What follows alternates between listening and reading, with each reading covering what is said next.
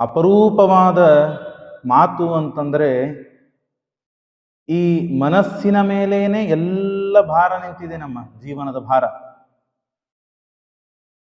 ನಿಜವಾಗಿ ನೋಡಲಾಗಿ ನಾವು ಹೇಳಿದಂತೆ ಮನಸ್ಸು ಕೇಳಬೇಕು, ಆದರೆ ಮನಸ್ಸು ಹೇಳಿದಂತೆ ನಾವು ಕೇಳುವ ಪ್ರಸಂಗ ಬಂದಿದೆ.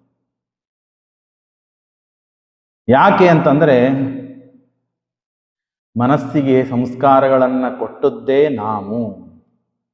ಆಯಾ ಕ್ರಿಯೆಯಲ್ಲಿ ನಮ್ಮನ್ನು ತೊಡಗಿಸಿ ಅದರಲ್ಲಿ ಪ್ರಚೋದನೆಗೊಂಡು ನಮ್ಮ ಮನಸ್ಸಿಗೆ ಆ ಸಂಸ್ಕಾರಗಳನ್ನು ಕೊಟ್ಟಿದ್ದೇವೆ. ಮನುಷ್ಯ ಒಳ್ಳೆಯ ಕರ್ಮದಲ್ಲಿ ತೊಡಗ್ತಾನೆ, ಕೆಟ್ಟ ಕರ್ಮಗಳಲ್ಲಿ ತೊಡಗ್ತಾನೆ. ತಾನು ಒಳ್ಳೆಯ ಕರ್ಮದಲ್ಲೇನೆ ಪ್ರೇರಿತನಾಗಬೇಕು. ಇವತ್ತು ಪಾಠಕ್ಕೆ ಹೋಗಬೇಕು, ಇವತ್ತು ಪ್ರವಚನಕ್ಕೆ ಹೋಗಬೇಕು, ಇವತ್ತು ದೇವರ ಪೂಜಾವನ್ನು ಮಾಡಬೇಕು, ಅನ್ನದಾನ ಮಾಡಬೇಕು ಅಂತ ಅನ್ಕೊಳ್ತಾನೆ. ಆದರೆ ಮಾಡ್ಲಿಕ್ಕಾಗೋದಿಲ್ಲ. ಮಾಡಲಿಕ್ಕೆ ಬಾರದೇ ಇದ್ದಂತೆ ಮನಸ್ಸು ಮತ್ತೆ ಬೇರೆ ಕಡೆಗೆ ನಮ್ಮನ್ನ ತೊಡಗಿಸಿ ಬಿಡುತ್ತದೆ. ಹಾಗಾಗಿ ನಾವು ಮನಸ್ಸಿಗೆ ಏನು ಸಂಸ್ಕಾರಗಳನ್ನು ಕೊಡುತ್ತೇವೋ ಹಾಗೆ ಆ ಮನಸ್ಸು ನಮ್ಮನ್ನ ಆ ಕಾರ್ಯದಲ್ಲಿ ಪ್ರೇರಣೆ ಮಾಡುತ್ತದೆ.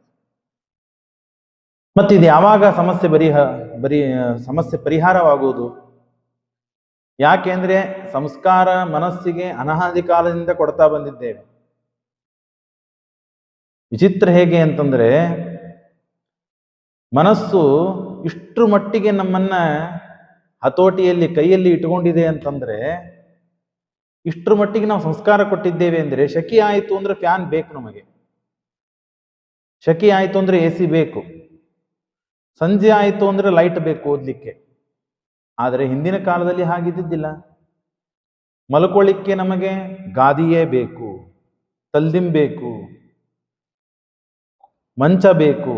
ಇವುಗಳೆಲ್ಲ ಸಂಸ್ಕಾರಗಳನ್ನು ನಾವು ಮನಸ್ಸಿಗೆ ಕೊಟ್ಟಿದ್ದೇವೆ. ಹಾಗಾಗಿ ನಾವು ಒಂದು ದಿವಸ ಬೇರೆ ಊರಿಗೆ ಹೋದ್ವಿ ಅಂತಾದರೆ, ಬೇರೆ ಮನೆಗೆ ಹೋದ್ವಿ ಅಂತಾದರೆ, ಮಂಚದ ಮೇಲೆ ಗಾದಿ ಮೇಲೆ ಮಲಗಲಿಲ್ಲ ಅಂತ ನಿದ್ದೆ ಬರುವುದಿಲ್ಲ. ಯಾಕೆ? ಮನಸ್ಸಿಗೆ ಆ ಸಂಸ್ಕಾರವನ್ನು ಕೊಟ್ಟು ಬಿಟ್ಟಿದ್ದೇವೆ. ಲೌಕಿಕವಾದದ್ರಲ್ಲಿ ನಾವು ಕಾಣ್ತೇವೆ. ಪ್ರತಿನಿತ್ಯ ನಾವು ಆಟವನ್ನು ಆಡಿ ಆಡಿ ಮನಸ್ಸಿಗೆ ಸಂಸ್ಕಾರ ಕೊಟ್ಟಿದ್ದಕ್ಕಾಗಿ ಇಷ್ಟು ಹೊತ್ತು ಆಟ ಆಡ್ಲಿಕ್ಕೆ ಬೇಕು, ಇಷ್ಟು ಹೊತ್ತು ಮೊಬೈಲ್ ನೋಡ್ಲಿಕ್ಕೆ ಬೇಕು, ಇಷ್ಟು ಹೊತ್ತು ನಾವು ಆ ಕೆಲಸವನ್ನು ಮಾಡಲೇಬೇಕು ಅಂತ ಮನಸ್ಸಿಗೆ ನಾವು ಸಂಸ್ಕಾರವನ್ನು ಕೊಟ್ಟಿದ್ದಕ್ಕಾಗಿ ಅದರಿಂದ ಹೊರಬರಲು ಆಗೋದೇ ಇಲ್ಲ ನಮಗೆ. ಹಾಗಾಗಿ ಪಾಪವನ್ನು ಮಾಡುವುದೇ ಮನುಷ್ಯ ಆ ಕಾರಣಕ್ಕಾಗಿ. ಬಂಧ ಮೋಕ್ಷಗಳಿಗೆ ಕಾರಣವಾದದ್ದು ಮನಸ್ಸು ಅಂತಂದ ಮೇಲೆ, ಬಂಧಕ್ಕೆ ಕಾರಣವಾದದ್ದು ಪಾಪ. ಆ ಪಾಪವನ್ನು ಮಾಡಿಸುವುದು ಮನಸ್ಸು. ಆ ಮನಸ್ಸು ಪಾಪವನ್ನು ಮಾಡಿಸುವಂತೆ ಮಾಡಿದ್ದೇ ನಾವು ಸಂಸ್ಕಾರವನ್ನು ಕೊಟ್ಟಿದ್ದು ಹಾಗೆ. ಮತ್ತು ಸಂಸ್ಕಾರವನ್ನೇ ನಾವು ಕೊಟ್ಟಿವಿ ಅಂದಮೇಲೆ ಮನಸ್ಸು ನಮ್ಮನ್ನು ಹಾಗೆ ಪ್ರೇರಿಸ್ತದೆ. ಹಾಗಾದ್ರೆ ಏನಾಯ್ತು? ಮೂಲ ಕಾರಣ ಮನಸ್ಸಿಗೆ ಆ ಸಂಸ್ಕಾರಗಳನ್ನು ಕೊಡಬಾರದು. ಆ ಸಂಸ್ಕಾರಗಳನ್ನು ಕೊಡಬಾರದು ಅಂತಂದ್ರೆ ಮನುಷ್ಯ ಶ್ರವಣದಲ್ಲಿ ಮೊದಲಿಗೆ ತೊಡಗಬೇಕು. ಆ ಶ್ರವಣದಲ್ಲಿ ತೊಡಗಲಿಕ್ಕೆ, ಶ್ರವಣವನ್ನು ಮಾಡದೇ ಇರೋದಕ್ಕೆ ಮನಸ್ಸು ಪ್ರೇರಣೆ ಮಾಡ್ತದೆ ಅಂತಂದ್ರೆ, 10 ಪಾಪ ಕೆಲಸ ನಮ್ಮಿಂದ ಆಗಲಿ, ಆದರೆ ಒಂದೇ ಒಂದು ಒಳ್ಳೆ ಕೆಲಸ ಇವತ್ತು ನಾವು ಮಾಡ್ಲಿಕ್ಕೆ ಪ್ರಯತ್ನ ಮಾಡೋಣ, ನಾಳೆ 2 ಒಳ್ಳೆ ಕೆಲಸ ಮಾಡ್ಲಿಕ್ಕೆ ಪ್ರಯತ್ನ ಮಾಡೋಣ. ಒಳ್ಳೆ ಕೆಲಸಕ್ಕೆ ನಾವು ಬಹಳಷ್ಟು ಪ್ರಯತ್ನ ಮಾಡಬೇಕಾಗ್ತದೆ. ಒಳ್ಳೆಯ ಕರ್ಮಗಳಿಗೆ ಬಹಳಷ್ಟು ಪ್ರಯತ್ನ ಮಾಡಿ ಮನಸ್ಸಿಗೆ ಸಂಸ್ಕಾರಗಳನ್ನು ಕೊಡ್ತಾ ಕೊಡ್ತಾ ಕೊಡ್ತಾ ಹೋಗ್ಬೇಕು. ಒಮ್ಮೆನೆ ಅನಾದಿ ಕಾಲದಿಂದ ಬಂದ ವಾಸನ, ಆ ಸಂಸ್ಕಾರ ಮನಸ್ಸಿಗೆ ದೃಢವಾಗಿ ಗಟ್ಟಿಯಾಗಿ ನಿಂತಿದೆ. ಅದನ್ನು ಬದಲಾಯಿಸಲಿಕ್ಕೆ ನಮ್ಮಿಂದ ಆಗೋದಿಲ್ಲ ಅಂತಾದರೂ ನಾವು ಛಲದಿಂದ ಶ್ರವಣಾದಿಗಳನ್ನ ಮಾಡಿ ದೇವರಲ್ಲಿ ವಿಶ್ವಾಸ ಭಕ್ತಿಗಳನ್ನ ಮಾಡಿದ್ವಿ ಅಂತಾದರೆ ಅವಶ್ಯವಾಗಿ ಹಂತ ಹಂತವಾಗಿ ಪರಿಣಾಮಗೊಳ್ತಾ ಹೋಗ್ತದೆ. ಮನಸ್ಸು ಪರಿಣಿತವಾಗ್ತಾ ಹೋಗ್ತದೆ. ಮನಸ್ಸು ನಮ್ಮ ಕಡೆಯಿಂದ ಒಳ್ಳೆ ಕೆಲಸ ಮಾಡಲಿಕ್ಕೆ ಪ್ರಾರಂಭ ಮಾಡ್ತದೆ. ನಾವು ಅನ್ಕೊಳ್ತೀವ, ಅಯ್ಯೋ ಇವತ್ತು ಇಷ್ಟು ನಾವು ಅಧ್ಯಯನ ಮಾಡಬೇಕಾಗಿತ್ತು, ಇಷ್ಟು ಪಾಠವನ್ನು ಕೇಳಬೇಕಾಗಿತ್ತು, ಇಷ್ಟು ಒಳ್ಳೆ ಕೆಲಸವನ್ನು ಮಾಡಬೇಕಾಗಿತ್ತು, ಇಷ್ಟು ದಾನವನ್ನು ಕೊಡಬೇಕಾಗಿತ್ತು, ನಾವು ಕೊಡ್ಲಿಕ್ಕಾಗ್ಲಿಲ್ಲ ಅಂತ ನಾವು ಮನಸ್ಸಿಗೆ ನೊಂದುಕೊಂಡರೆ ಸಾಕು. ಮರುದಿನವೂ ಹಾಗೆ ಅನ್ಕೋಬೇಕು, ಅದರ ಮರುದಿನೂ ಹಾಗೆ ಅನ್ಕೊಂಡು ಅಂತ ಹೋದಾಗ ನಾವು ಮಾಡಲಿಕ್ಕೆ ಪ್ರೇರಣೆ. ಇವತ್ತು ವೈಷ್ಣವ ನೈವೇದ್ಯ ಊಟವನ್ನು ಮಾಡಲಿಲ್ಲಲ್ಲ, ದೇವರ ಪೂಜೆಯನ್ನು ಮಾಡದೆ ಹಾಗೆ ಊಟ ಮಾಡಿಬಿಟ್ನಲ್ಲ, ಅಯ್ಯೋ ಛೇ ಹೀಗಾಗಬಾರ್ದಾಗಿತ್ತು ಅಂತ ನಾವು ಮನಸ್ಸಿಗೆ ಸಂಸ್ಕಾರವನ್ನು ಕೊಟ್ಟರೆ ಮನಸ್ಸು ಮರುದಿವಸ ನಮ್ಮ ಕಡೆಯಿಂದ ಆ ಒಳ್ಳೆ ಕೆಲಸವನ್ನು ಮಾಡಿಸ್ತದೆ. ಇಷ್ಟರ ಮಟ್ಟಿಗೆ ನಾನು ಆಗಲೇ ಹೇಳಿದೆ, ಮಂಚ ಇಲ್ಲ, ಗಾದಿ ಇಲ್ಲ, ದಿಂಬು ಇಲ್ಲ, ತಲ್ದಿಂಬಿಲ್ಲ ಅಂತಂದ್ರೆ ನಿದ್ದೆ ಬರೋದಿಲ್ಲ. ನಾವು ಸಂಸ್ಕಾರವನ್ನ ನಮ್ಮ ದೇಹಕ್ಕೆ ಮನಸ್ಸಿಗೆ ಹಾಗೆ ಕೊಟ್ಟು ಬಿಟ್ಟಿದ್ದೇವೆ. ಆದರೆ ನಾನು ನೋಡ್ತೇನೆ, ಇಲ್ಲೇ ನಮ್ಮ ಪಕ್ಕದಲ್ಲೇ ಒಂದು ಮನೆ ಕಟ್ತಾ ಇದ್ದಾರೆ, ಮನೆ ಕಟ್ಟುವ ಕೆಲಸಗಾರರಿದ್ದಾರೆ.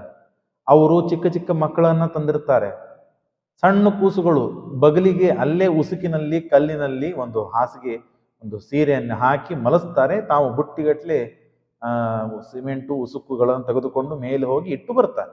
ಆರಾಮಾಗಿ ಮಲಗಿರುತ್ತದೆ ಕೂಸುಗಳು. ಶ್ರೀಮಂತರ ಕೂಸುಗಳು ಗಾದೆ, ಅದಕ್ಕೆ ಮೇಲೆ ತೊಟ್ಟಿಲು, ಅದಕ್ಕೆ ಮಚ್ಚರ್ದಾನಿ, AC PC ಎಲ್ಲ ಹಚ್ಚಿರ್ತಾರೆ. ಹಾಗೆ ಸಂಸ್ಕಾರ ಕೊಟ್ಟು ಬಿಡುತ್ತಾರೆ. ಅದು ಜೀವ, ಇದು ಜೀವನೇ. ಅದಕ್ಕೆ ಸಂಸ್ಕಾರ ಹಾಗೆ ಸಿಕ್ಕಿದೆ, ಇದಕ್ಕೆ ಸಂಸ್ಕಾರ ಹೀಗೆ ಸಿಕ್ಕಿದೆ. ಹೋಗಿ ಎಲ್ಲನೂ ಉಸುಕದಲ್ಲಿ ಮಲಸಬೇಕು ಕೂಸುಗಳಿಗೆ ಅಂತ ನಾನು ಹೇಳಲಿಕ್ಕೆ ತಾತ್ಪರ್ಯ ಅಲ್ಲ. ಮನಸ್ಸಿಗೆ ನಾವು ಸಂಸ್ಕಾರ ಹೇಗೆ ಕೊಡ್ತೇವೆ? ಕೆಲವರಿಗೆ ಖಾರ ತಿಂದೇ ಮನಸ್ಸಿಗೆ ಸಂಸ್ಕಾರ ಕೊಟ್ಟಿರ್ತಾರೆ. ಸಿಹಿ ಊಟ ಸೇರುವುದಿಲ್ಲ ಅವರಿಗೆ, ಸಿಹಿ ತಿಂದೇ ಅವರಿಗೆ ರುಚಿಸುತ್ತದೆ, ಖಾರ ಊಟ ಸೇರುವುದಿಲ್ಲ ಅವರಿಗೆ. ಇದು ಲೌಕಿಕದಲ್ಲಿ. ಆದರೆ ಅಧ್ಯಾತ್ಮದಲ್ಲಿ ನಾವು ಮನಸ್ಸಿಗೆ ಸಂಸ್ಕಾರ ಶ್ರವಣಾದಿಗಳಲ್ಲಿ, ದೇವರಲ್ಲಿ, ದಾನ ಧರ್ಮಗಳಲ್ಲಿ, ಪಾಠ ಪ್ರವಚನದಲ್ಲಿ, ಅನ್ನದಾನಗಳಲ್ಲಿ ನಾವು ಮನಸ್ಸಿಗೆ ಸಂಸ್ಕಾರ ಕೊಡ್ತಾ ಹೋದ್ವಿ ಅಂತಂದ್ರೆ ಬಂಧ ಯಾವ ಕಾರಣಕ್ಕಾಗಿ ನಮಗೆ ಬಂದಿದೆಯೋ ಅದೇ ಶಿಥಿಲವಾಗಿ ಹೋದಾಗ ಬಂಧದಿಂದ ಮುಕ್ತರಾಗ್ತೇವೆ. ಹಾಗಾಗಿ ಒಳ್ಳೆ ಸಂಸ್ಕಾರಗಳನ್ನ ಮನಸ್ಸಿಗೆ ಕೊಡುವುದು ನಾವೇ ಕೊಡಬೇಕು. ಬೇರೆಯವರು ಹೇಳಿದ್ರೆ ಬರುವುದಿಲ್ಲ ಇದು. ಆ ಬೇರೆಯವರು ಹೇಳಿದ್ದ ಕೇಳಬೇಕು ಅಂದ್ರೆ ಶ್ರವಣ ಮಾಡಬೇಕು. ಬೇರೆಯವರು ಹೇಳಿದ್ದು ಬರ್ತದೆ, ಕೇಳಿದ್ರೆ ಆಗ್ತದೆ, ಅದು ಮಾಡುವಂತೆ ಮಾಡೋದು ಸಂಸ್ಕಾರ. ಹಾಗಾಗಿ ಆ ಮನಸ್ಸಿಗೆ ಕೊಡಬೇಕಾದ ಒಳ್ಳೆ ಸಂಸ್ಕಾರಗಳನ್ನ ನಾವು ಕೊಡಬೇಕು. ಈಗಿನ ಜನಾಂಗ, ಈಗ ಚಿಕ್ಕ ಮಕ್ಕಳಿದ್ದಾರೆ, ಮೊಬೈಲ್ ಹಿಡಿದು ಸಂಸ್ಕಾರ ಕೊಡ್ತಾ ಇರ್ತೇವೆ ನಾವು. ಈಗ ನಾವು ಆರಾಮಾಗಿರ್ಬೇಕು, ಊಟ ಮಾಡ್ತಾ ಇಲ್ಲ, ಮೊಬೈಲ್ ಕೊಟ್ಬಿಟ್ರೆ ಊಟ ಮಾಡಿಬಿಡ್ತದೆ ಅಂತ ಹೇಳಿ ಆಗಿನ ಕಾಲಕ್ಕೆ ಮಾತ್ರ ನಾವು ಬಚಾವಾಗಬೇಕು ಅಂತ, ಅಥವಾ ಆ ಜವಾಬ್ದಾರಿಯನ್ನ ಸ್ವಲ್ಪ ಸಡ್ಲು ಮಾಡ್ಕೋಬೇಕು ಅಂತ ಹೇಳಿ ನಾವು ಅದಕ್ಕೆ ಮೊಬೈಲ್ ಕೊಟ್ಟು ಊಟ ಮಾಡಿಸ್ಬಿಡ್ತೇವೆ. ಮೊಬೈಲ್ ನೋಡ್ತಿರ್ತದೆ, ಬಾಯಲ್ಲಿ ತುತ್ತು ಹಾಕ್ತಿರ್ತೇವೆ. ಆಯ್ತು, ಈಗಂತೂ ಊಟ ಅದೇ ದುಷ್ಪರಿಣಾಮಕ್ಕೆ ಕಾರಣ ಆಗ್ತದೆ. ಮೊಬೈಲ್ ಇಲ್ಲದೆ ಇದ್ರೆ ಒಟ್ಟಾರೆ ಊಟನೆ ಮಾಡದೇ ಇದ್ದರೆ ಸಂಸ್ಕಾರ ಬಿದ್ದು ಬಿಡ್ತದೆ ಅದಕ್ಕೆ, ಕೂಸಿಗೆ. ನಾವು ನಾವೆಲ್ಲ ಸಣ್ಣವರಿದ್ದಾಗಲೇ ಏನ್ ಮಾಡ್ತಿದ್ರು ತಾಯಿಯಂದ್ರು? ಚಂದ್ರನ್ನ ತೋರಿಸಿ ಹಾಡನ್ನ ಹಾಡ್ತಾ, ದೇವರ ನಾಮಗಳನ್ನ ಹೇಳ್ತಾ, ಲಕ್ಷ್ಯವನ್ನ ಮನಸ್ಸನ್ನ ಬೇರೆ ಕಡೆಗೆ ಗಮನ ಹರಿಸಿ ಬಾಯಲ್ಲಿ ತುತ್ತು ಹಾಕ್ತಾ ಇದ್ರು.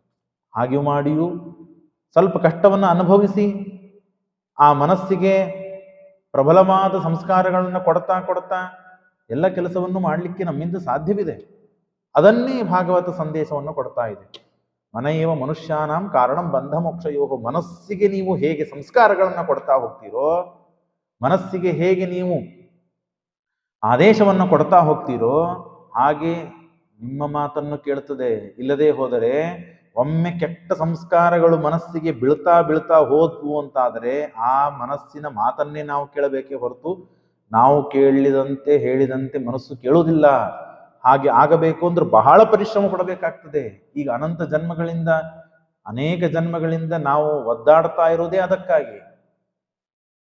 ಮನುಷ್ಯನಿಗೆ ಭಕ್ತಿ ಬರ್ತದೆ, ಒಳ್ಳೆ ಕಾರ್ಯಕ್ರಮಕ್ಕೆ ಹೋಗ್ತಾನೆ, ನಾವು ಹೀಗೆ ಮಾಡಬೇಕು, ದೇವ್ರ ಪೂಜೆ ಎಷ್ಟು ಚಂದ ಮಾಡಿದ್ರು, ಎಷ್ಟು ಅಲಂಕಾರ ಆಗಿತ್ತು ಎಲ್ಲ ತಾನು ಅನ್ಕೊಳ್ತಾನೆ. ಆಗ ಅವ ಸಾತ್ವಿಕನಾಗಿರ್ತಾನೆ, ಮನಸ್ಸು ಪರಿಣಾಮಗೊಳ್ಳುತ್ತದೆ, ಮನಸ್ಸಿಗೆ ಅದು ಸಂಸ್ಕಾರ. ಅದೇ ಪ್ರತಿಸತೆ ಸಂಸ್ಕಾರ ಒಮ್ಮೆ ಒಳ್ಳೆ ಸಂಸ್ಕಾರ ಕೊಡುವಂತೆ 10 ಕೆಟ್ಟ ಸಂಸ್ಕಾರಗಳನ್ನು ನಾವು ಮನಸ್ಸಿಗೆ ಕೊಟ್ಬಿಟ್ಟಿರ್ತೇವೆ. ಹಾಗಾಗಿ ಆ ಒಳ್ಳೆಯ ಸಂಸ್ಕಾರ ಮುಚ್ಚಿಬಿಡುತ್ತದೆ.